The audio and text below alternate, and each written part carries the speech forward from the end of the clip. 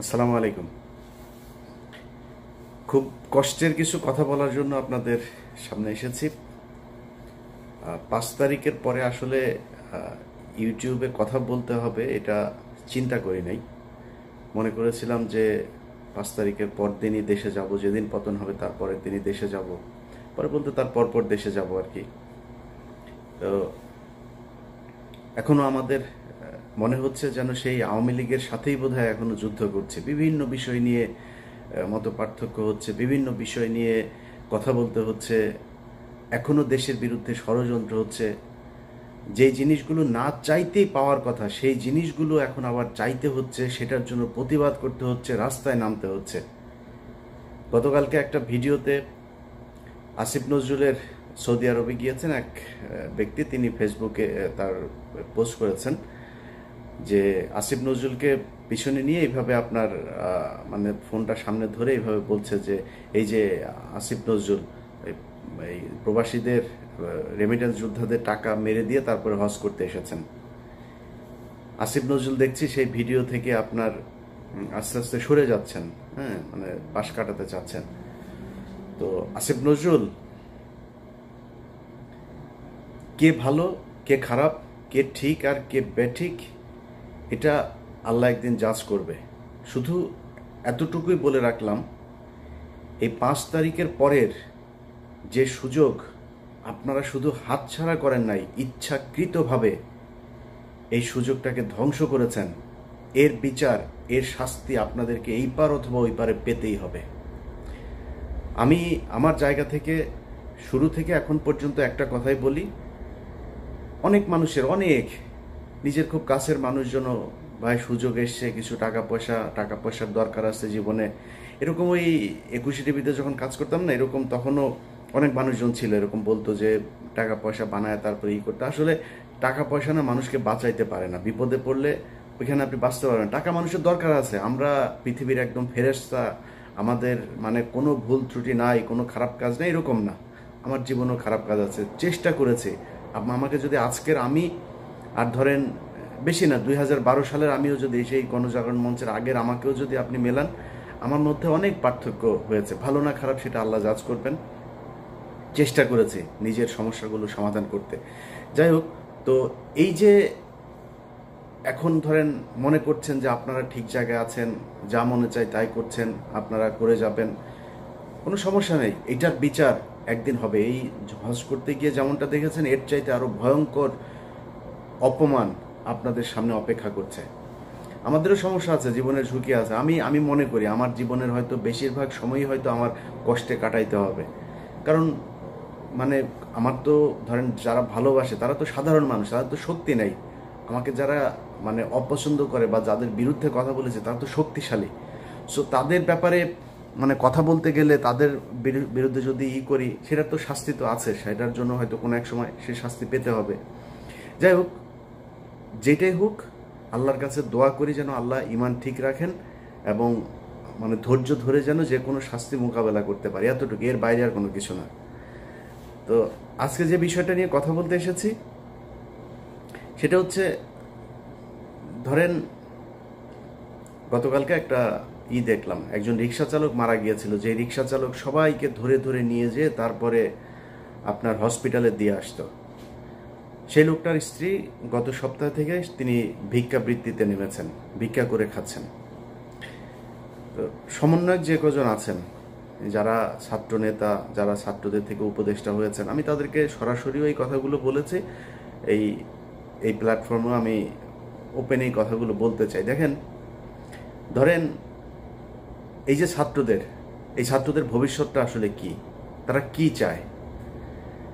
তারা যদি মনে করে যে আমাদের হাতে হাজার হাজার লক্ষ লক্ষ কোটি কোটি টাকা আসবে, আমরা এই কোটি কোটি টাকা দিয়ে তারপরে রাজনৈতিক দল গঠন করবো, এরকম দু একজনের কাছে শুনেছি।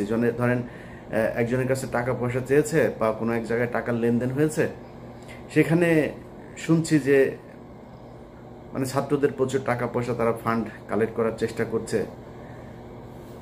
এটা রাস্তা না।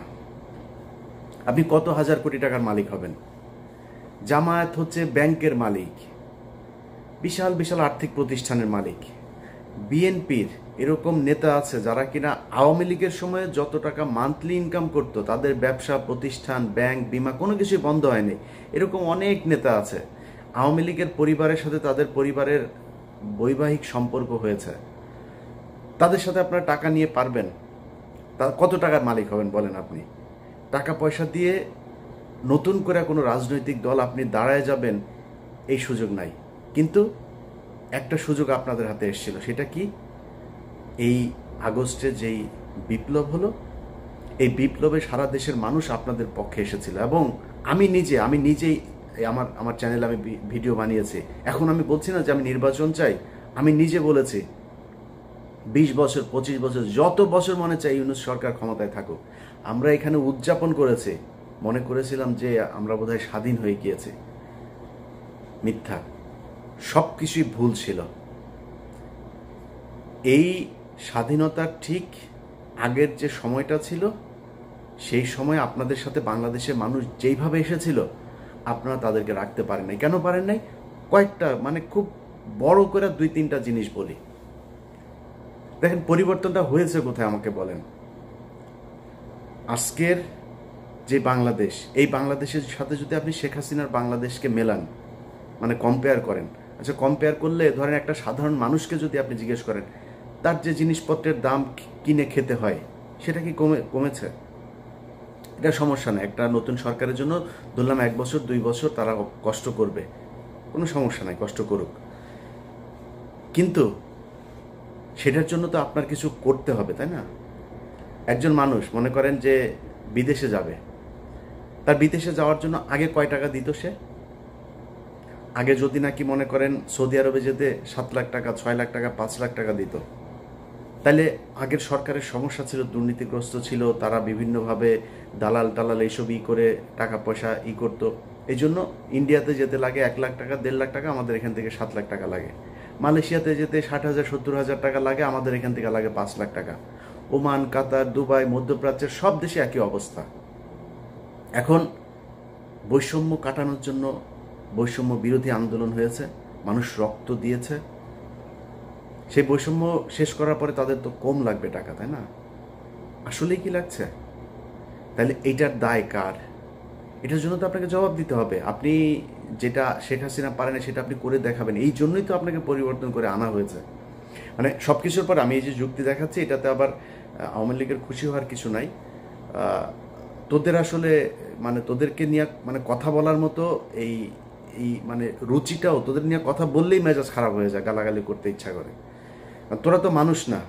তোরা যদি মানুষ হইতে এতগুলো মানুষকে হত্যা করলি, তোদের মানে দলের ভিতরে ধরলাম সব অমানুষ। অনেক মানুষ বলে যে আওয়ামী লীগ আসলে সবাই খারাপ না, কিছু কিছু ভালো আছে। তোদের 5 জন মানুষ তো এক জায়গায় হয়ে বলতে পারতি, তাই না, যে আমরা আসলে শেখ পরিবারের এরা ভুল করেছে, এরা আসলে খুব ক্রুয়েল, এরা করাপ্টেড, এদের আমরা ঘৃণা করি, আমরা দলটা আসলে নতুন একটা আওয়ামী লীগ চাই। মনে কর তুই শেখ মুজিবের আওয়ামী লীগের চাস, ধরলাম এই গত 15 বছরে আওয়ামী লীগ চাস না, মাপ চেয়েছে কেউ এখনো পর্যন্ত ওদের ভেতরে মিনিমাম কোনো অনুশোচনা, অনুতপ্ত কোনো কিছু না। ওরা আবার করে, আবার আসবে, আবার ওইরকম করবে। এখন ওদেরকে সুযোগ করেও দিচ্ছে, এই সরকারই দিচ্ছে।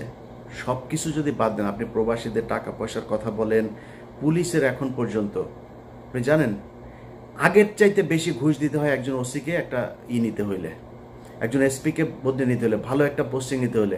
পুলিশের বউ, ঊর্ধ্বতন কর্মকর্তাদের বউ পর্যন্ত মাঠে নেমেছে এই টাকার কালেকশনে।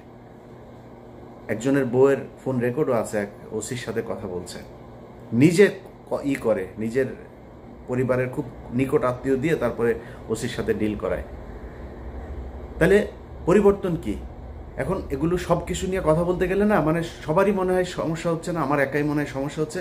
এই কারণে গতকাল আমার ফেসবুকের একটা পোস্টেও দিয়েছি যে খামাখা এত শত্রু বাড়ায় লাভ কি? সবার যেহেতু সমস্যা হয় না, আমার একা একা সমস্যা গেলে আমারও তো ইচ্ছা করে। এই জন্য চিন্তা করেছি যে সবার সাথে মিলমিশ করে তারপরে যা হয় হোক, দেশে যাব, দেশে যায় ভাই আমার ইউটিউবে এখন যে ইনকাম, এখানে বসে আমার ইউটিউবে যদি 5 লাখ 6 লাখ টাকা ইনকাম হয়, তাও তো আমার হয় না, কারণ এখানে তো খরচ বেশি। আমি বাংলাদেশে 2 লাখ টাকা ইনকাম হলে আমি আরামে বিশাল মানে রাজার মতো চলতে পারবো।